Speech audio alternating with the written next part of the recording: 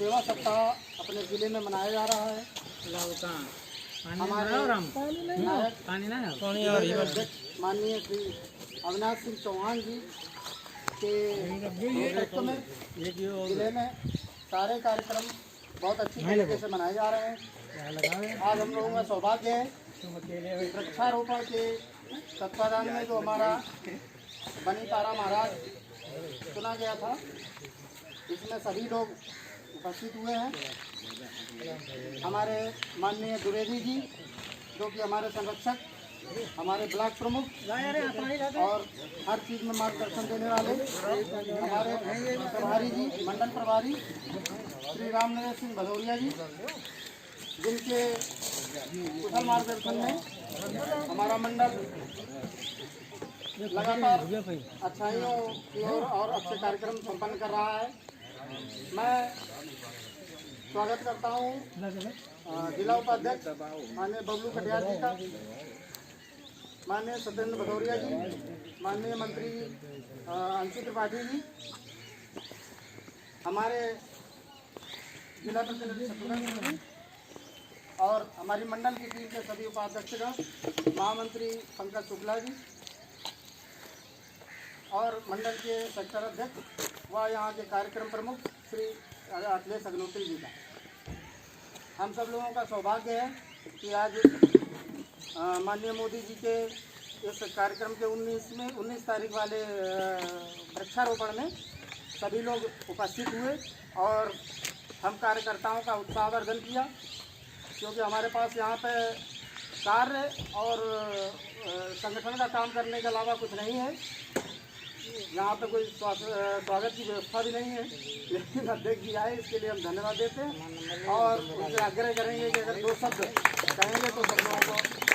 बहुत अच्छा लगेगा। नरेंद्र मोदी जी के 17वें वर्षगांठ के उपलक्ष्य में कानपुर देहात के अपने चितमरा मंडल में आहूत वृक्षारोपण कार्यक्रम में उपस्थित मेरे बड़े भाई और पंचायत जो प्रकोष्ठ है उसके कानपुर बुंदेलखंड क्षेत्र के संयोजक, डेरापुर के पूर्व ब्लॉक प्रमुख आदरणीय विवेक द्विवेदी जी, मेरे बाईं तरफ जिले के सम्मानित उपाध्यक्ष महेंद्र कटियार बबलू जी, बड़े भाई पूर्व ब्लॉक प्रमुख जिला पंचायत सदस्य सत्येंद्र भदौरिया जी, जिले के उपाध्यक्ष अंशु त्रिपाठी जी और मेरे सभी प्रिय शत्रुघ्न से लेकर सभी अपने मंडल के सारे कार्यकर्ता और हमारे मंडल के प्रभारी और पूर्व उपाध्यक्ष जिले के आदरणीय रामनरेश भदौरिया जी, हमारे परिवार के ही संजय सिंह चौहान जी, राजन जी। और एक परिचय ऐसा है हम सबके बीच में कि जब हम लोगों को कोई नहीं जानता था, हम लोग अपनी दरी, अपना पट्टा, अपनी गाड़ी लेके घूमते थे, भारतीय जनता पार्टी में काम नहीं करते थे, तब हिंदू जागरण मंच के जिले के अध्यक्ष थे। ऐसे मेरे बहुत पुराने बड़े भाई के रूप में और अभिभावक के रूप में, और जिन्हें कुंडली है उसमें बड़ा महारत हासिल है, इन्होंने मेरी घोषणा से पहले ही 2 महीने पहले बता दिया था कि आपको अध्यक्ष जी वर्तमान कुंडली के हिसाब से आपको एकल पद और अध्यक्ष ही बनना है। और मैं इनसे लड़ रहा था कि मुझे नहीं बनना है। ऐसे हमारे बीच में राजनारायण तिवारी जी, राजन शुक्ला जी और हमारे मंडल के अध्यक्ष अखिलेश जी और पंकज शुक्ला जी सहित उपस्थित मेरे आदर के योग्य सभी भारतीय जनता पार्टी इस मंडल के सम्मानित नेतागण, कार्यकर्ता, मेरे युवा मोर्चा के सभी नौजवान साथियों, आईटी के मेरे मित्रों। तो बहुत कुछ नहीं कहना, क्योंकि अखिलेश जी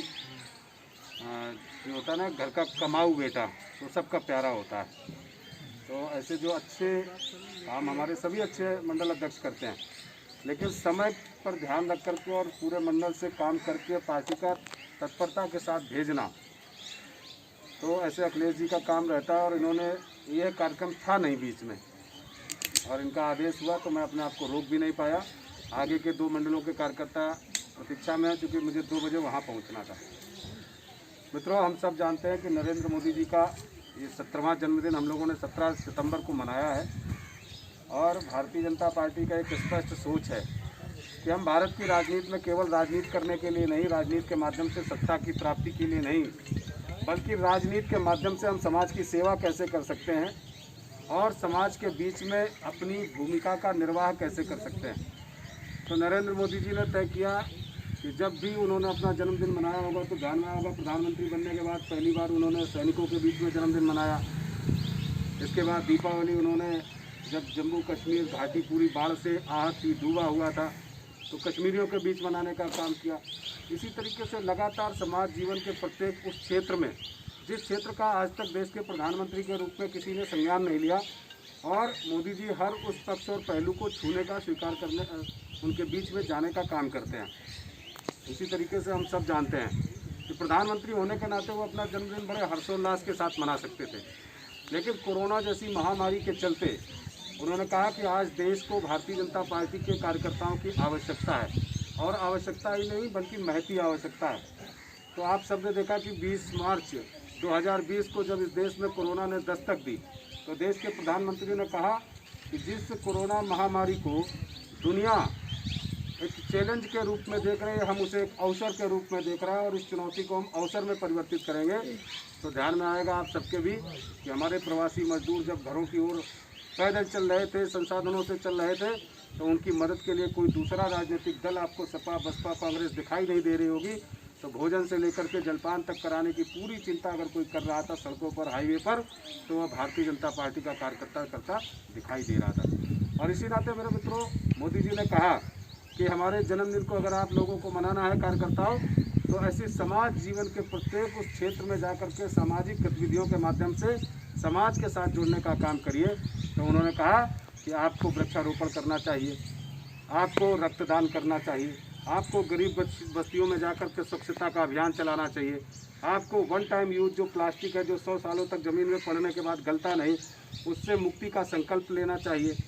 आपको स्वच्छता के अभियान चलाने चाहिए, आपको फल वितरण करना चाहिए। ऐसे तमाम सारे कार्यक्रम।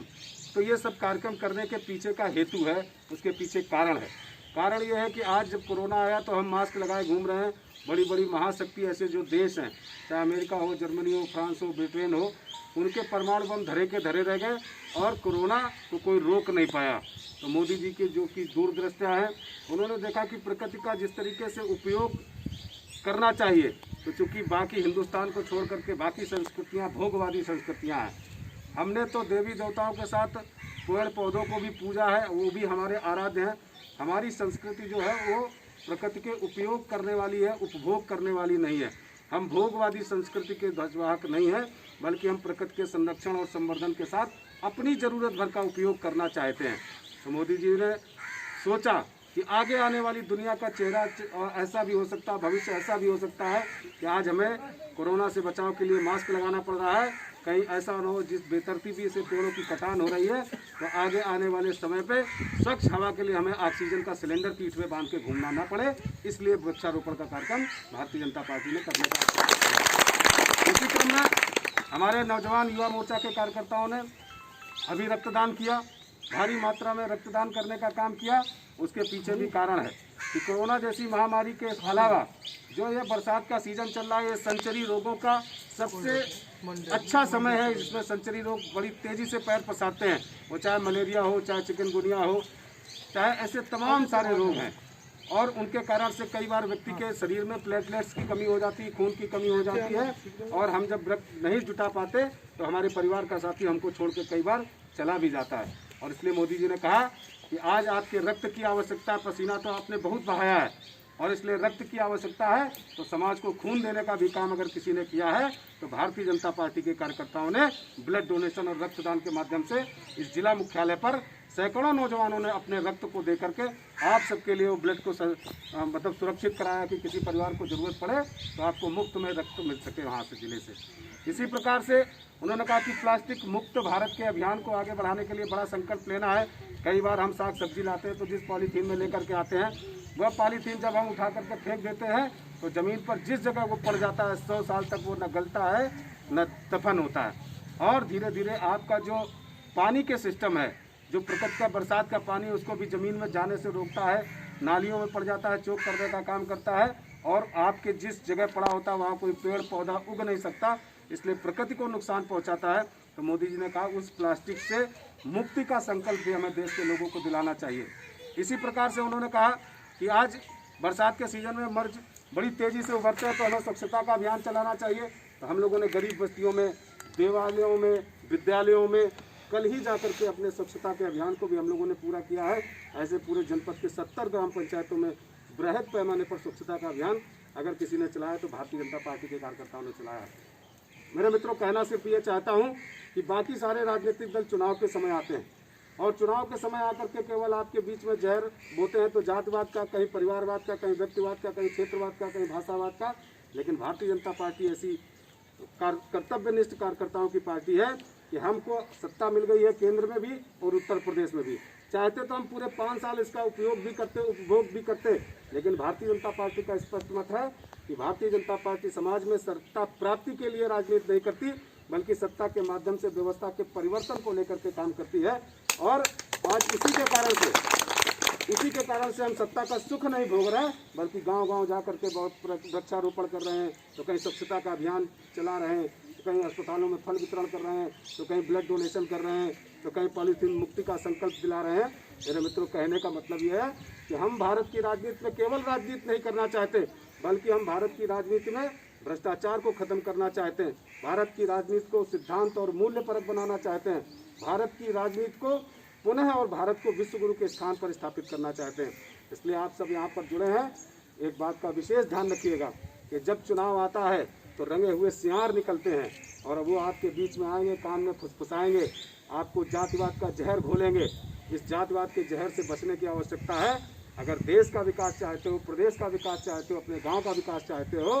तो अपने आप से सुयोग्य कैंडिडेटों का चयन करना। एक अच्छे मुख्यमंत्री का चयन आपने किया तो कोरोना जैसी महामारी में गल्ला आपके गांव तक पहुंचा होगा। बैठाल करके के टीचर को लगा करके बंटवाने का काम किया। जो हमारे प्रवासी मजदूर आ रहे थे उनकी तुरंत चेकिंग कराई गई, 14 दिन उनको क्वारंटाइन किया गया और उनको नगद राशि भी दे करके और उनको घरों तक भेजने की व्यवस्था की गई। मेरे मित्रों, आगे आने वाले समय पर जिस तरीके से अच्छे प्रधानमंत्री का चयन आपने किया, देश आज सुरक्षित हाथों में है। अच्छे मुख्यमंत्री का चयन किया, प्रदेश सुरक्षित हाथों में है। और पंचायत का जब चुनाव आए तो इस जिले की भी सरकार भारतीय जनता पार्टी के आप बनाने का काम अगर करेंगे तो जिले का ऐसा प्रतिनिधि चुनिएगा कि जिले का भी भविष्य सुरक्षित हो, आपके गांव का भविष्य सुरक्षित हो, आपके ब्लॉक का भविष्य सुरक्षित हो। इसलिए जातिवादियों को हटाना है, भ्रष्टाचार को मिटाना है और अच्छा सुशासन लाना है। सबके साथ और सबके विकास के साथ इस विकास की गति को आगे बढ़ाना है। इतना ही निवेदन करता हुआ आप सबके श्री चरणों में करता हूँ प्रणाम।